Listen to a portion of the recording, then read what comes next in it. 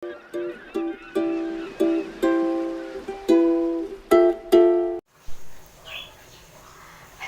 I'm Marcella Dulce of Bachelor in Information System Non-STEM Section B, and I'm going to demonstrate to you the free fall, projectile, and as well as the laws of motion through this video. When we say it's free fall motion and projectile motion, from the word itself, it is a movement of an object through the air subject only to the effects of gravity. So as you can see here, we have a problem of a physics book slides off a horizontal tabletop with the speed of 2 meters per second and it strikes the floor in 0.50 seconds. Ignore air resistance. So, we are asked to find the A. Height of the tabletop above the floor. B. The horizontal distance from the edge of the table to the point where the book strikes the floor. And C. The horizontal and vertical components of the book's velocity and the magnitude and direction of its velocity just before the book reaches the floor. So as you can see here at the bottom of our given problem, I drew a free body diagram of the physics book sliding at a horizontal tabletop here to the floor so that we can easily analyze what's going on the surface acting on the physics books. So, let's plot this scenario going on here to our Cartesian plane. No, this is our x and y. So first, we have to find our x and y components so that it is much easier to solve with the clear given values. So, the origin, the book, falls from the origin to the floor. So, that's why the point is here. Then it slides at the horizontal tabletop, then falling to the floor, which has an initial velocity given from the problem here, 2.0 meters per second in a horizontal direction x.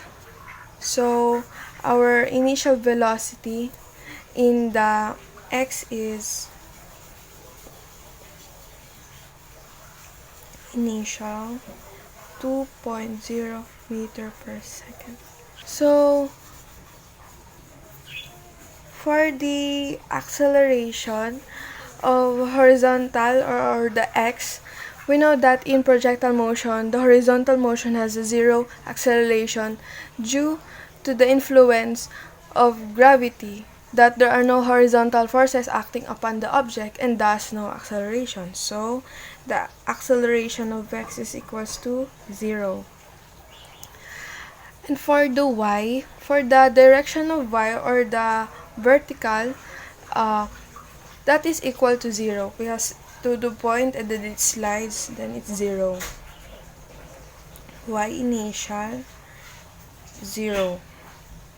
And for the acceleration of the y, it is constant. It is the gravity, negative 9.81 meters per second. So, why is it constant? So, the constant acceleration of a free falling body here, this is a scenario of a free falling body, is called the acceleration due to the gravity. And in our case, why is it the gravity is in the negative sign? It is because since the book fell in the floor, the vertical acceleration or the AY is negative because it is directed downwards towards the earth. So it is negative. So this is our x components and this is our y components. So we also have the given time, 0.50 seconds. So let me write it here, seconds. So this is our given values. So let's proceed for the part A, in which we have to find the height of the tabletop above the floor. So with the given values here, we choose the best or the suited formula to use, and it is the final position of y is equals to initial position of y plus initial velocity of y times time plus 1/2 times the acceleration or the gravity y times the time squared. So here it is. And so before we substitute these values here, I have to move the initial position y outside. Minus y initial is equals to initial velocity, wow, time plus 1/2. The acceleration here we're using is gonna be this one. So times time. So we will cancel out this. Then gonna substitute the given values in the equation.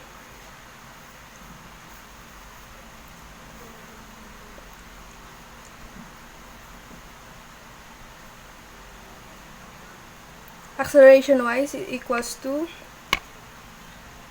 negative 9.81 in the time 0.50 squared. So anything that is multiplied with 0 is equals to 0. So y is equals to 0 plus 1/2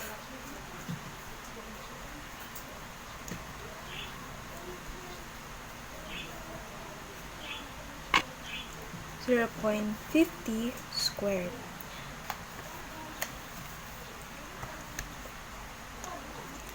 We have to input this in our calculator.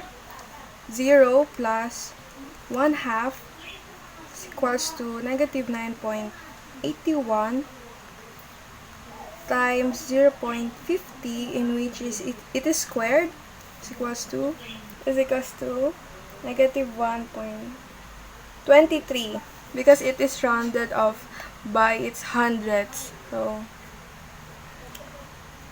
the height is equals to 1.23 meters. So this is our final answer.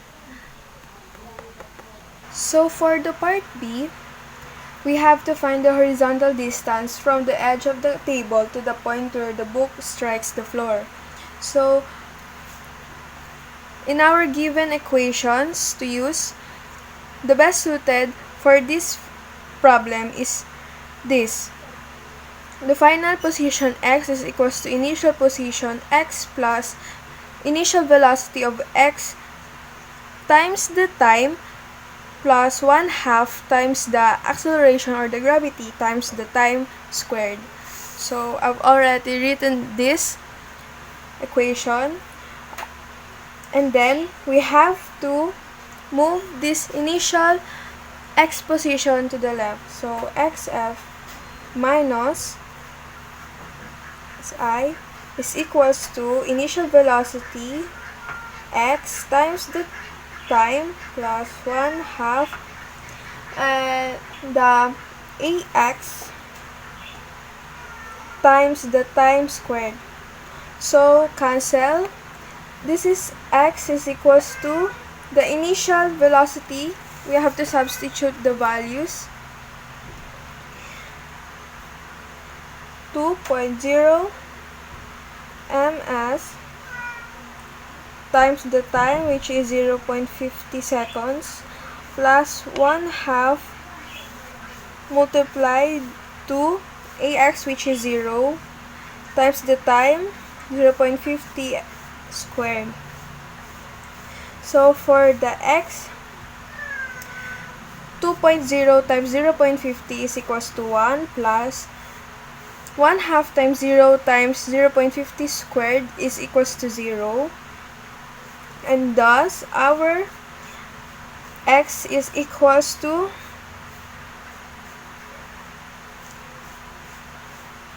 1 meter. And this is the final answer for the horizontal distance from the edge of the table to the point where the book strikes the floor.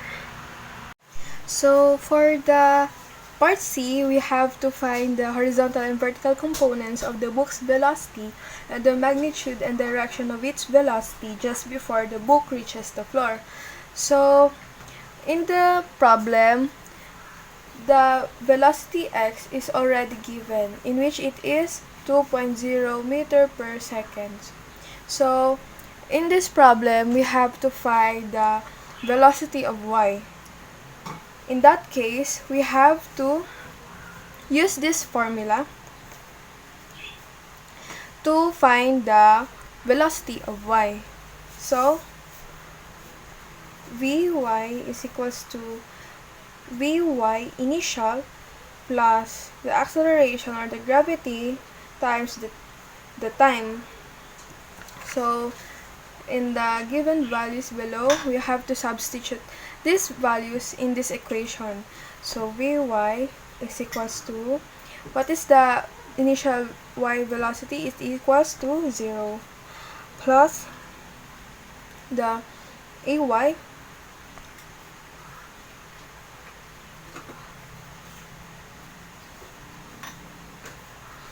times the time.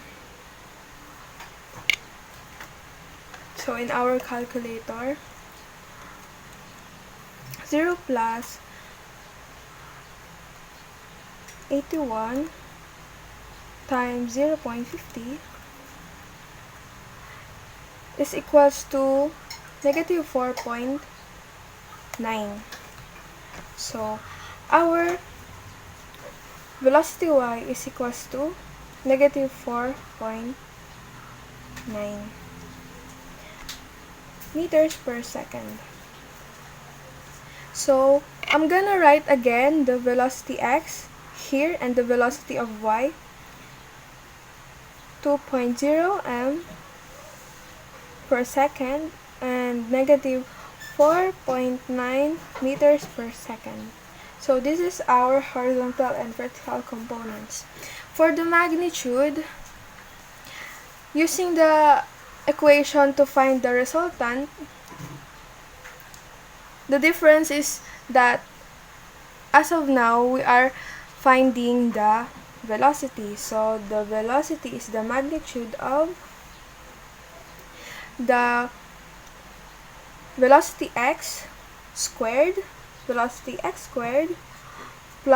the velocity y squared. Substitute the values, 2.0 plus negative 4.9 squared. So for 2.0 squared, it is equals to 4 plus negative 4.9 squared is 24.01. And the answer is here, 5.29 meters per second. So this is the magnitude of the velocity. So for the direction of the velocity, we have to use the equation theta is equals to arc tan y over x. So we have to substitute the values of the horizontal and the vertical components. The y is negative 4.9 over the x 2.0. So in our calculator, shift negative 4.9 over 2.0 is equals to negative 67. We round it off, so 67.5 meters per second. The direction is 67.80 degrees, specifically south of east. So this is our direction. So in the part C, we managed to identify the horizontal and vertical components as well as the magnitude of the velocity and the direction of it.